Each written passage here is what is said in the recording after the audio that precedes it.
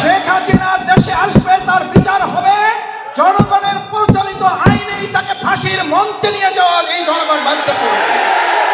শুধু দেলোয়ার হোসেন সাঈদীর উপরে নির্যাতন করা হয়েছে, এই এক অপরাধী আমাদের 2013 সালের 5ই মে শাপলা চত্বরে আলেমদেরকে যে হত্যা করা হয়েছে, এই এক অপরাধে তাকে ফাঁসির মঞ্চে যেতে হবে। আমরা যদি বেনামাজির সাথে হাসর করতে না চাই, আমরা যদি দর্শনকারীর সাথে হাসর করতে না চাই, আমরা যদি চাঁদাবাজদের সাথে হাসর করতে না চাই, আমরা যদি দখলদারের সাথে হাসর করতে না চাই, আমরা যদি মদপানকারীর সাথে হাসর করতে না চাই, আমরা যদি অবৈধ অস্ত্রধারীদের সাথে হাসর করতে না চাই, তাহলে আকিমুস সালাত, যে আল্লাহর নির্দেশে একটু আগে সালাত আদায় করে এসেছেন, সেই আল্লাহর আরেকটা নির্দেশ, কুনু মা'আস সাদিকিন। তোমরা কার সঙ্গী হও? জেনাকারীর? তোমরা কার সঙ্গী হও? মদখোরকারীর? তোমরা কার সঙ্গী হও? ধর্ষণকারীর? কার সঙ্গী হওয়ার জন্য আল্লাহ নির্দেশ দিয়েছেন? সত্যবাদী। জামাতের সঙ্গী হতে হবে না, জামাতের সঙ্গী হয়েন না কেউ। কিন্তু জামাতের এই সারিকে বসা লোকগুলোকে যদি মনে হয় এই লোকগুলো আপনাকে দুনিয়ার কথাও বলে, আপনাকে পরকালের কথাও বলে, যদি মনে হয় এই লোকগুলো আপনার জন্য নিরাপদ, যদি মনে হয় আপনার ডানে বামে বসা লোকগুলো আপনার জন্য নিরাপদ, যদি আমাদের হিন্দু ধর্মের লোকেরা মনে করে, আমি তাদের কাছে অনেক সময় আমার এলাকায় জিজ্ঞেস করি, ভাই আমি এতক্ষণ তো ইসলামের কথা বললাম, আপনি ভাবছেন আমার লাভটা কি?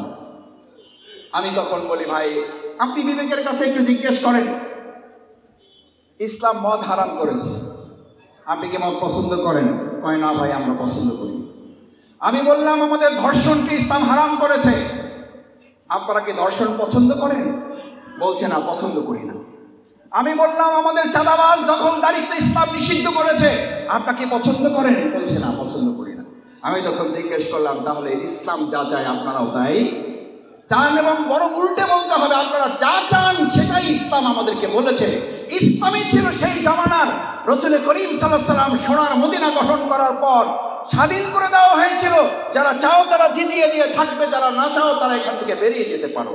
ইতিহাস সাক্ষী কেউ একজন বলতে পারবে না রাসূল সাল্লাল্লাহু আলাইহি ওয়াসাল্লামের সোনার মদিনায় একজন সেখান থেকে বেরিয়ে গিয়েছিল, বরং তারা সাক্ষী দিয়েছিল আইমে জাহিলিয়ার সমস্ত যুগের চেয়ে রাসূল করিম সাল্লাল্লাহু আলাইহি ওয়াসাল্লামের সোনার মদিনার প্রত্যেকটি দিন আমাদের জন্য সোনালী ইতিহাস। কারণ ইসলাম এই পৃথিবীতে এসেছে শুধু মুসলমানদের জন্য না, কোরআন এসেছে শুধু মুসলমানদের জন্য নয়। কোরআন নাজিল করে আল্লাহ তাআলা বলছেন হুদাল লিন্নাস, কাদের জন্য? মানুষদের জন্য। সেই মানুষদের মধ্যে আমাদের হিন্দুরা আছে, সেই মানুষদের জন্য ইহুদিরা আছে, সেই মানুষদের মধ্যে খ্রিস্টানরা আছে। সেই ইসলামের কথা বললেই একটা ভয় আপনাদের মধ্যে ধরিয়ে দেয়, আল্লাহর ভয় করে না, ইসলামকে ভয় করে। কি ভয় দেখায়? জামাত ইসলামী ইসলামের কথা বলে, বুঝেন কিন্তু আইসাই প্রথম হাতটা কেটে দিবে। আরে ভাই হাত কাটে। এখন যদি পুলিশ আসার কথা কেউ বলে, এখান থেকে আপনারা কেউ দৌড়াবেন? কেন দৌড়াবেন না? মনের মধ্যে আপনাদের কোনো কি নাই? ওই যে গ্রামে একটা কথা বলে, চোরের মনে পুলিশ পুলিশ।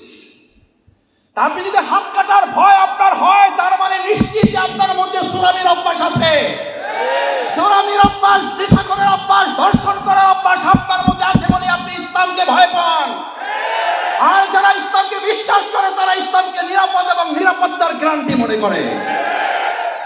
এবার আপনাকেই সিদ্ধান্ত নিতে হবে, ইসলামকে কি আপনি ভয় পাবেন নাকি ইসলামকে নিরাপত্তা এবং নিরাপদের একটা গ্যারান্টি হিসাবে এটাকে গ্রহণ করবেন।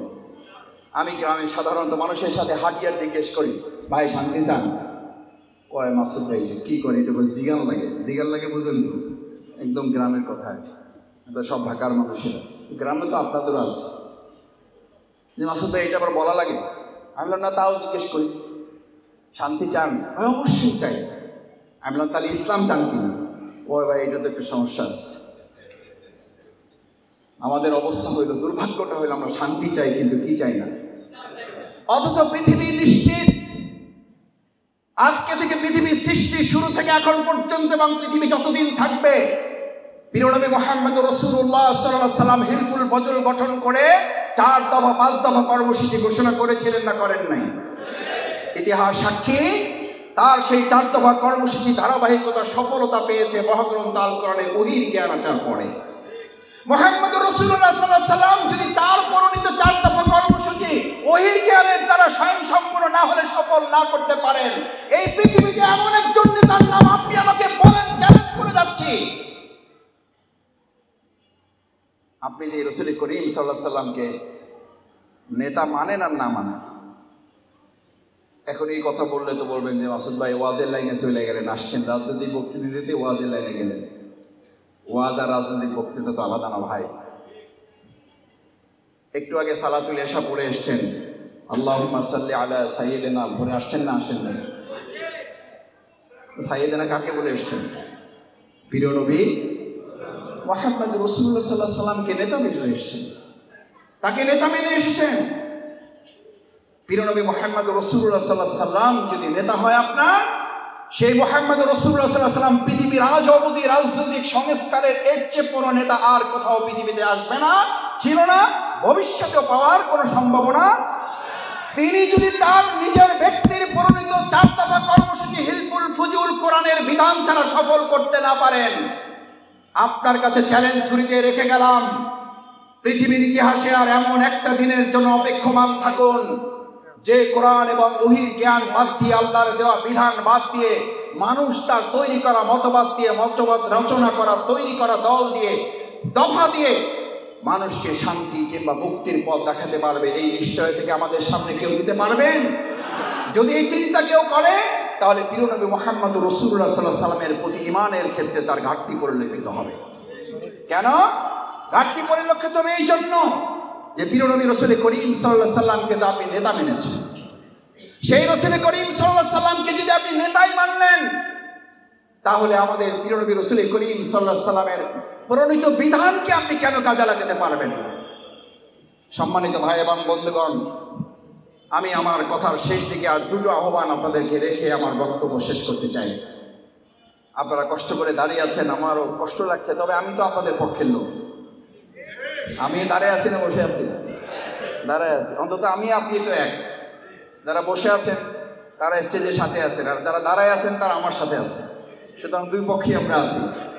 আমাকে একজন ভাই সেই প্রোগ্রামে মেসেজ দিয়েছে, কয় মাসুদ ভাই এত রক্ত দিলাম, জীবন দিলাম, বৈষম্য তো দূর করতে পারলেন না, কেউ বসাই রাখলেন, কাউকে দাঁড় করাই রাখলেন।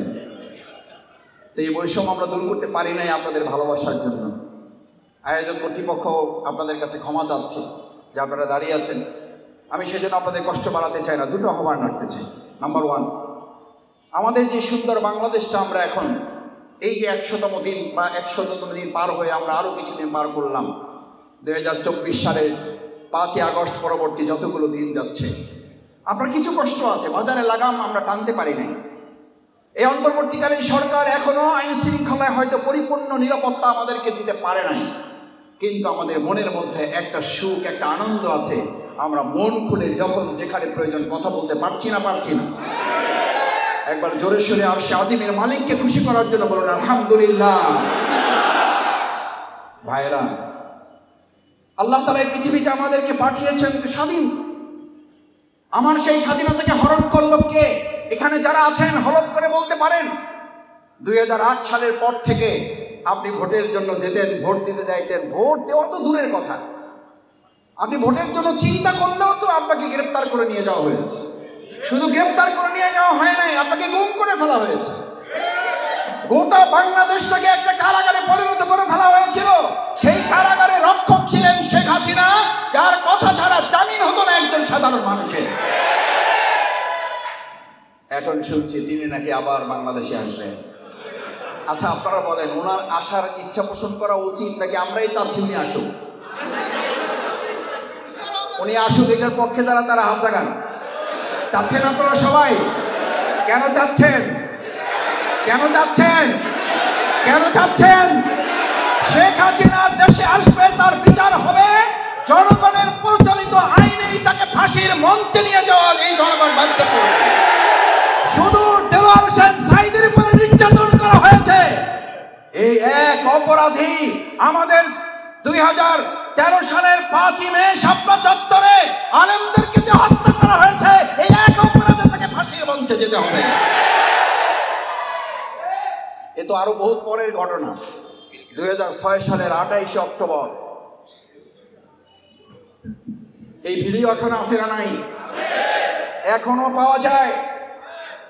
আচ্ছা আপনি বলেন, ঢাকার মতো জায়গায় কি এখন আর সেই নৌকা চলার দিন আছে ভাই? নদীতে তাই চলে না, তাই চালাতে বালু সরাতে হয়। আর এই অভদ্র মহিলা, এই হিংসুটে মহিলা, এই রক্তখেকো মহিলা সেদিন নিজে তার দলের কর্মীদেরকে এই নির্দেশ দিয়েছিল। একজন নেত্রী হিসাবে আমি মনে করি না, একজন খুনি হিসাবে সে আদেশ দিয়েছিল যে আপনারা সবাই রৈগি বৈঠা নিয়ে চলে আসেন। এই আদেশ করে দলের নেত্রী দিতে পারেন একজন খুনির পক্ষে কেবল এটা সম্ভব। সুতরাং আপনি খুনের নির্দেশদাতা হিসাবে আপনাকে বিচারের কাঠগড়ায় দাঁড়াতে হবে। আপনাকে 2013 সালে 5 আলেমদের হত্যার জন্য কাঠগড়ায় দাঁড়াতে হবে। আমাদের সেনা অফিসারদেরকে হত্যা করার তাই আপনাকে বিচারের কাঠগড়ায় দাঁড়াতে হবে।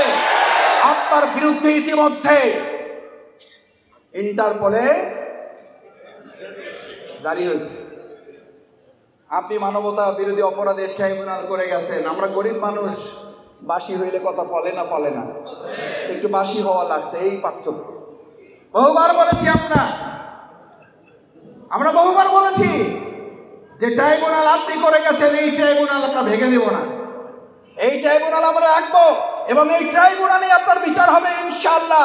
আলহামদুলিল্লাহ, আল্লাহ চাইলে এই মহিলার রক্তক্ষেকো চিকিৎসার ব্যবস্থা হবে এবং তার বিচারের কাঠগড়ায় দাঁড় করানো হবে। আমি আর শেষ আহ্বান কি বক্তব্য দিয়ে আমার কথা শেষ করতে চাই ভাইয়েরা।